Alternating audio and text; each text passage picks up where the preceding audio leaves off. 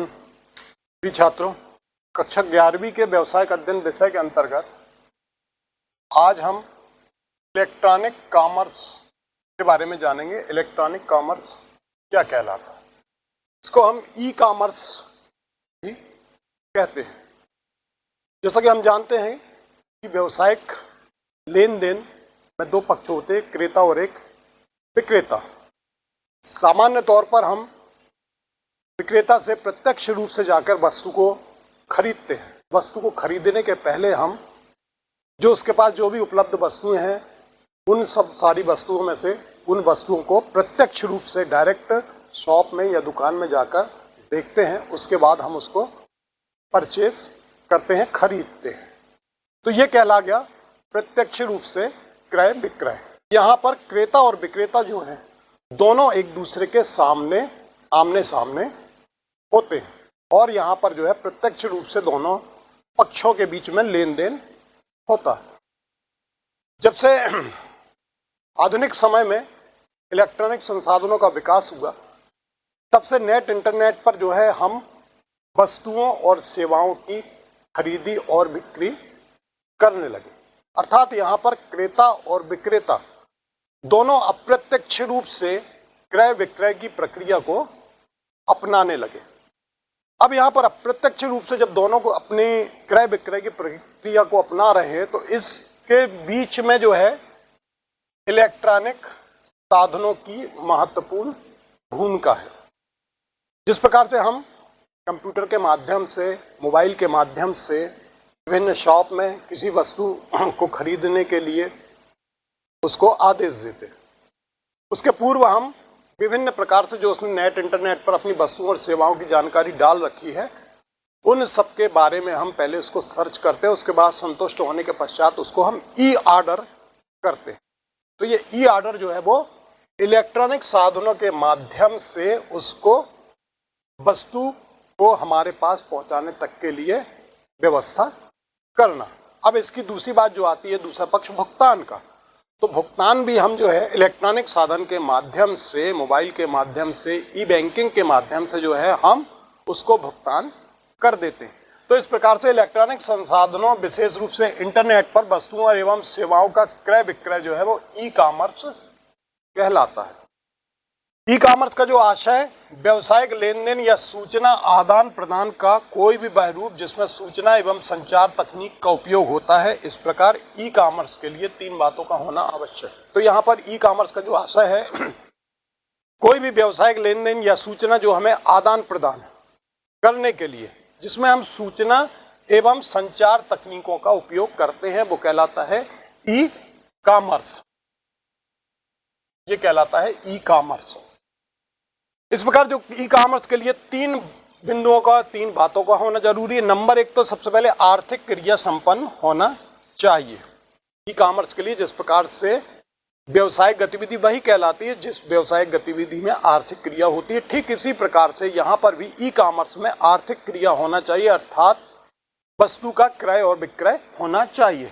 माध्यम से परस्पर संबंध होना चाहिए, अर्थात क्रेता और विक्रेता दोनों इलेक्ट्रॉनिक संसाधनों से परस्पर आपस में जुड़े हों।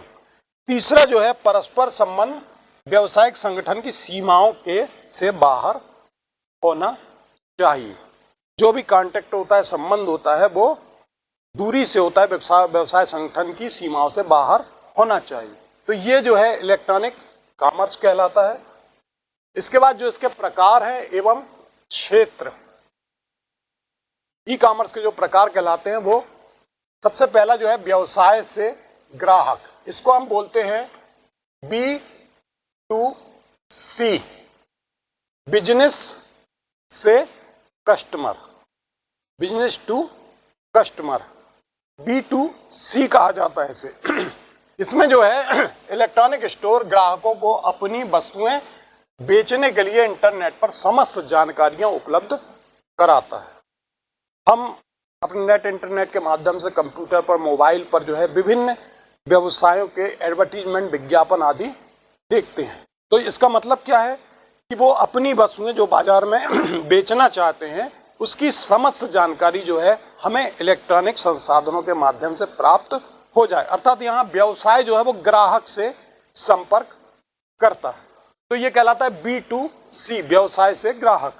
दूसरा जो है व्यवसाय से व्यवसाय, अर्थात B2B, बिजनेस टू बिजनेस। ये यहां जो है क्रेता और विक्रेता दोनों व्यावसायिक संस्थाएं होती हैं। यहां जो है क्रेता और विक्रेता दोनों व्यावसायिक संस्थाएं होती हैं। उदाहरण के लिए हम जैसे मान लें कि थोक व्यापारी और फुटकर व्यापारी, या उत्पादनकर्ता और थोक व्यापारी, या उत्पादनकर्ता और फुटकर व्यापारी। तो यहाँ पर बात करें यदि हम, तो उत्पादक हो गया, थोक विक्रेता हो गया, फुटकर विक्रेता हो गया, एजेंसियां वगैरह हो गई। ये सारे सब कुछ कौन सी संस्थाएं? व्यावसायिक संस्थाएं। तो यहाँ जो है व्यवसाय से व्यवसाय के अंतर्गत क्रेता और विक्रेता दोनों व्यावसायिक संस्थाएं होती हैं। ये 3 प्रकार की होती है। एक क्रेता उन्मुख, अर्थात जो उत्पादन करता है या जो वस्तु को बेचना चाहता है, वो खरीदने वाले जो है वो किस प्रकार की वस्तुओं को चाहते हैं, उनके अनुरूप वो उत्पादन करते हैं, तो ये क्रेता उन्मुख है। दूसरा जो है विक्रेता उन्मुख, यहां पर विक्रेता के द्वारा जो उत्पादन कर दिया गया है, विक्रेता उन्हीं वस्तुओं को खरीदता है। और तीसरा जो है बाजार उन्मुख, अर्थात बाजार में जो भी उत्पादन पहुंच गया है उसको जो है व्यावसायिक संस्था के अंतर्गत यहाँ पर जो है विक्रेता जो है वो उसको क्रेता के माध्यम से क्रेता खरीदता है। यहाँ पर जो है क्रय जो है ई डाटा इंटरचेंज द्वारा किया जाता है। क्रय विक्रय की जो भी प्रक्रिया है यहाँ पर ई डाटा इंटरचेंज के माध्यम से की जाती है, अर्थात यहाँ पर आदेश और जानकारी जो है ई कॉमर्स के द्वारा उनको प्राप्त होती है। तो ये दूसरा हो गया B2B, B2C। तो यहाँ अलग से लिख दूं B2B, ये B2C और ये B2B, ये कहलाता है C2C, कस्टमर टू कस्टमर। इस दशा में क्रेता और विक्रेता जो है दोनों ग्राहक होते हैं। इसमें ग्राहक अपनी वस्तुओं को बेचने वाली वस्तु या सेवा की जानकारी क्रेता ग्राहक को जानकारी प्रदान कर संपर्क करके बेचता है। वर्तमान में जैसे हम OLX वगैरह देखते हैं, यहाँ पर जो है एक ग्राहक जो है वो दूसरे ग्राहक को अपनी वस्तु बेचता है जो हमारे लिए उपयोगी नहीं है, या हम जो अपनी वस्तु किसी और को बेचना चाहते हैं और किसी से हमने वो खरीदी थी। तो यहाँ ग्राहक से ग्राहक C2C, ये कहलाता है ग्राहक से ग्राहक। यहाँ पर जो है ग्राहक अपनी वस्तु को बेचने वाली वस्तु या सेवा की जानकारी जो है क्रेता ग्राहक को जानकारी प्रदान करके उससे संपर्क करता है और उसको फिर बेचता है। फिर चौथा है ग्राहक से व्यवसाय, ये कहलाता है C2B, कस्टमर टू बिजनेस। वर्तमान में जो है ये व्यवसाय का नया रूप है। इसमें ग्राहक अपनी आवश्यकताओं को व्यवसाय को बताता है, अर्थात ग्राहक किस प्रकार की अपनी आवश्यकता की वस्तुएं चाहता है वो व्यवसाय करने वालों को उसकी जानकारी देता है। यहाँ पर जो है ग्राहक की इच्छा अनुसार उत्पादन में थोड़ा बहुत परिवर्तन करके जो है विक्रेता उसको उपलब्ध कराता है। तो यहाँ पर ग्राहक की रिक्वायरमेंट क्या है, ग्राहक की आवश्यकता क्या है, ग्राहक की आवश्यकता के आधार पर जो है व्यवसाय द्वारा उसकी वस्तु को रूपांतरित कर उसको उपलब्ध कराया जाता है। तो ये कहलाता है C2B। तो इस प्रकार से ई कॉमर्स के जो प्रकार हैं या क्षेत्र हैं ये 4 प्रकार के हैं। B2C, ग्राहक व्यवसाय से ग्राहक, दूसरा है B2B, व्यवसाय से व्यवसाय, तीसरा है ग्राहक से ग्राहक C2C, और चौथा जो है ग्राहक से व्यवसाय C2B। इसके बाद इसके लाभ या महत्व हम देखते हैं। नंबर 1, विश्व बाजार के रूप में उपभोक्ता विश्व के बाजार में अपनी वस्तु खोज कर सकता है और तुलनात्मक अध्ययन कर सकता है और ऑर्डर कर सकता है,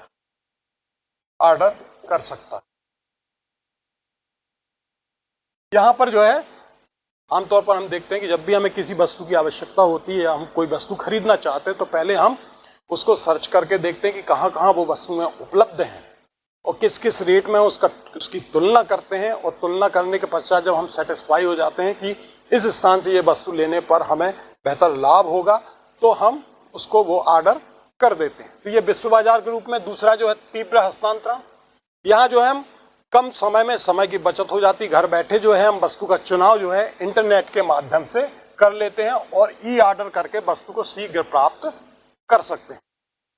घर बैठे हम कौन सी वस्तु हमें चाहिए उसको हम सर्च करते हैं, उसकी तुलना करते हैं और जो हमें उचित रेट पर उचित क्वालिटी की वस्तु जहाँ से मिलती है हम उसको शीघ्र ऑर्डर कर देते हैं और वो हमें बहुत ही कम समय में जो है वो वस्तु शीघ्रता से प्राप्त हो जाती है।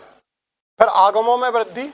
ई कॉमर्स में एक कंपनी नए अवसरों के द्वारा विश्व बाजार में विस्तार करके अपने आगमों को बढ़ा सकती है। यहाँ पर जो है इलेक्ट्रॉनिक संसाधनों के माध्यम से जो है कंपनी अपनी रेपुटेशन, अपनी प्रतिष्ठा जो है बाजार में शीघ्रता से बढ़ा लेती है और अपने व्यवसाय का विस्तार करती है और अपने आगमों को बढ़ा लेती है। फिर मानव शक्ति की कम आवश्यकता।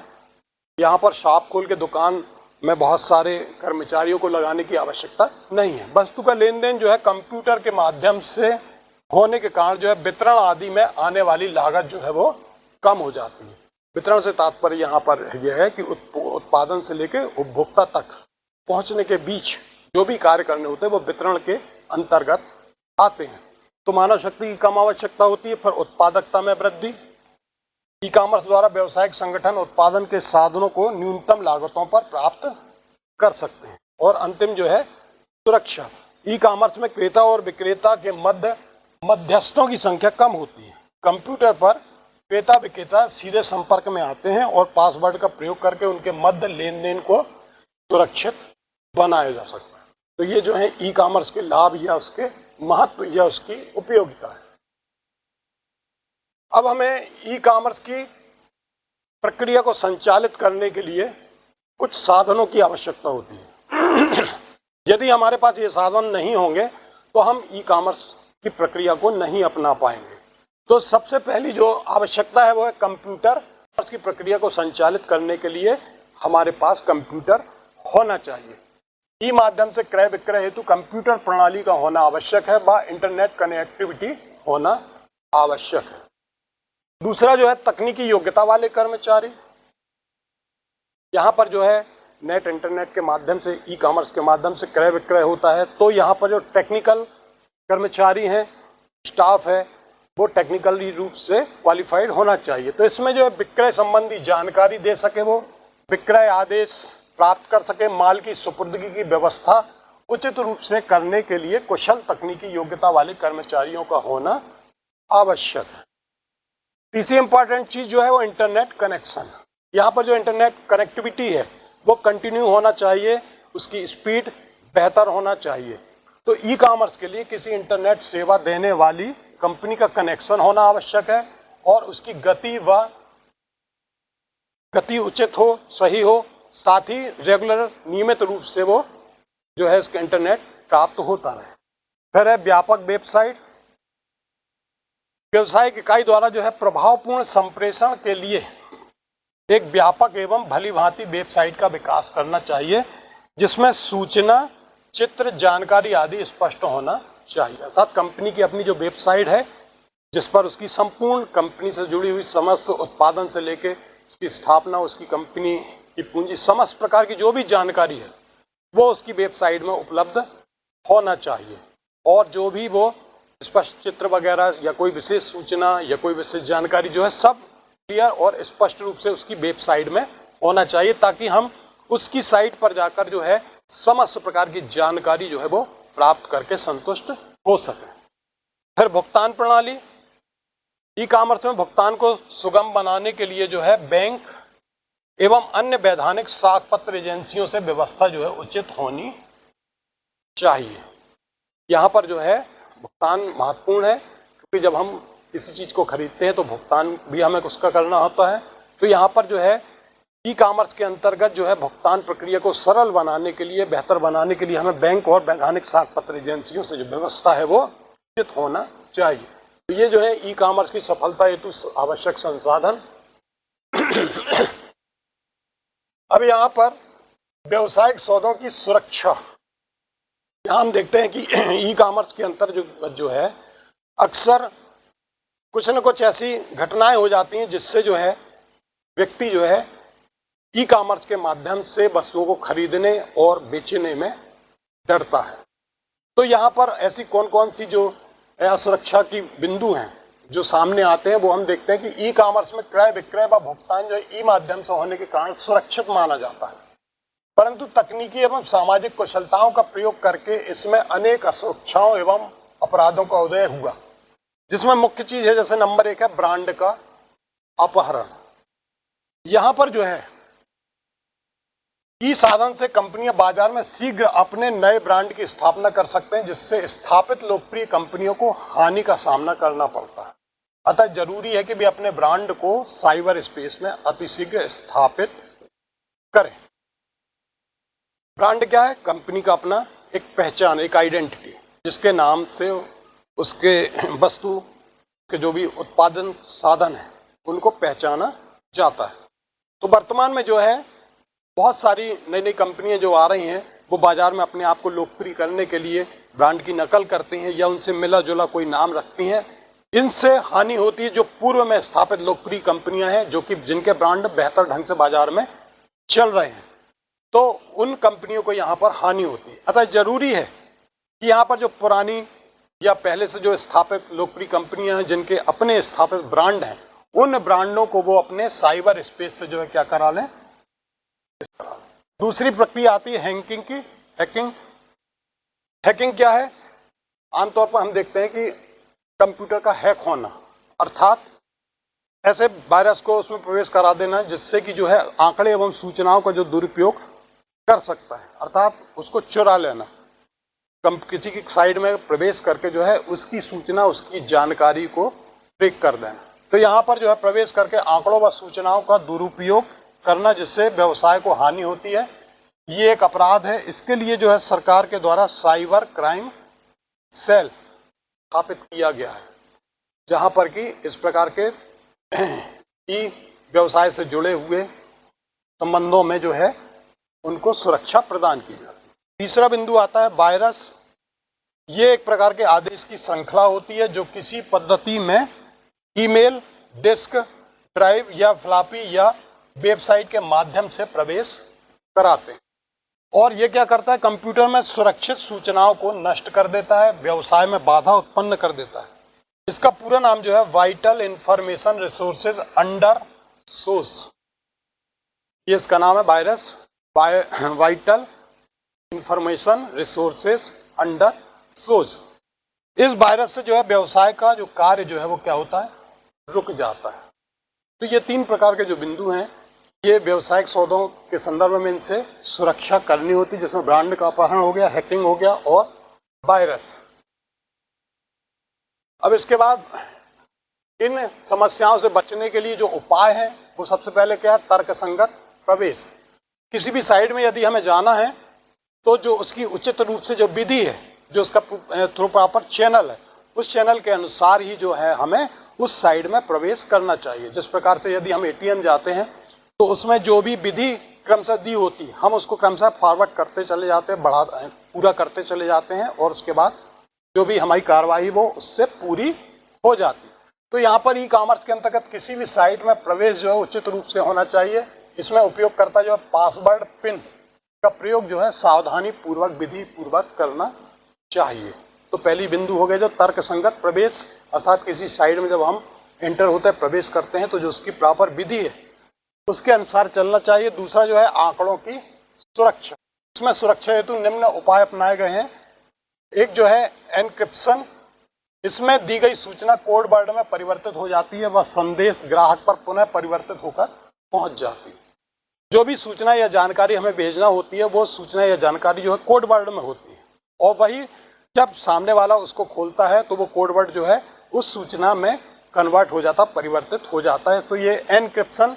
दूसरा जो है डिजिटल हस्ताक्षर, इसको भी हमने वर्तमान समय में जानते हैं कि इसमें संदेश भेजने वाले की एक पहचान होती है, संदेश की सत्यता होती है, जिसमें संदेश देने वाला झुठला नहीं सकता है। ये खासतौर पर मौद्रिक भुगतान में यूनिक आईडी के रूप में प्रयोग किया जाता है, डिजिटल हस्ताक्षर, जिसको डिजिटल सिग्नेचर हम बोलते हैं।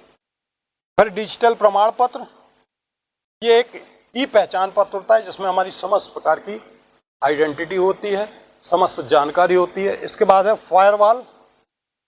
इसके अंतर्गत जो है सॉफ्टवेयर या हार्डवेयर की तकनीकी ऐसे बिंदु पर बनाई जाती है जहां नेटवर्क कनेक्शन ऐसी साइट पर खुलेगा जो पूर्ण सुरक्षा प्रदान करती है।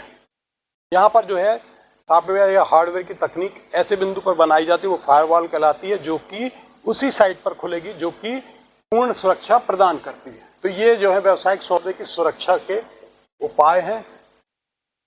इसके बाद है सौदों की विश्वसनीयता। यहाँ पर जो है ई कॉमर्स में सौदों का लेन देन जो है अदृश्य रूप से होता है, अतः ऐसी प्रक्रिया चक्र को अपनाया जाए कि सौदों को उपभोक्ता संपर्क से लेकर वस्तु बिक्री तक चाहे जब जांचा परखा या ज्ञात किया जा सकता है, पूर्व सौदों की जानकारी कर ली जाए। तो सौदों की विश्वसनीयता को जांचने के लिए जो है हम उसके द्वारा पूर्व के द्वारा जिन्होंने सौदा किया हुआ है उनकी जांच परख कर लें, जानकारी ले लें, उसके बाद ही हम सौदा यहाँ पर पक्का करें। फिर है सुरक्षा नीति। अगला बिंदु जो सुरक्षा नीति, इसमें विश्व में BS 7799 मानक का उपयोग जो है श्रेष्ठ है। यह एक ऐसा मानक है जो सूचना प्रबंधन प्रणाली की आवश्यकता को निर्धारित करता है और यह सूचना से संबंधित नियमित रूप से कई खतरों को पहचानने, उनसे निपटने और उन्हें कम करने में मदद करता है। ये सुरक्षा नीति के अंतर्गत BS 7799 मानक की स्थापना की गई है और इसके पश्चात अधिनियम व्यावसायिक सौदों की सुरक्षा के लिए सरकारों को कड़े नियम एवं कानून बनाने हैं। जो सुरक्षा को तोड़ते हैं उन्हें सजा एवं जुर्माने का दंड मिलना चाहिए। इसकी दशा में जो है सूचना तकनीक अधिनियम जो है 2000 सरकार के द्वारा बनाया गया है, जिसमें यहाँ पर जो है इलेक्ट्रॉनिक संसाधनों के माध्यम से होने वाली धोखाधड़ी या किसी भी प्रकार के नियम कानून को तोड़ने के लिए जो है यहाँ पर सरकार के द्वारा जो है यहाँ पर अधिनियम तैयार किया गया है। यहाँ पर इससे जुड़े कुछ अभ्यास के प्रश्न हैं। ई कॉमर्स का अर्थ और उसके प्रकारों को समझाइए। ई कॉमर्स के लाभ या महत्व को लिखिए। तीसरा, ई कॉमर्स की सफलता हेतु आवश्यक साधन या संसाधन कौन कौन से, उन्हें समझाइए। फिर व्यावसायिक सौदों की सुरक्षा से क्या आशय है। फिर ब्रांड का अपहरण, हैकिंग, वायरस से क्या आशय है, समझाइए। और व्यावसायिक सौदों की सुरक्षा के उपायों को समझाइए।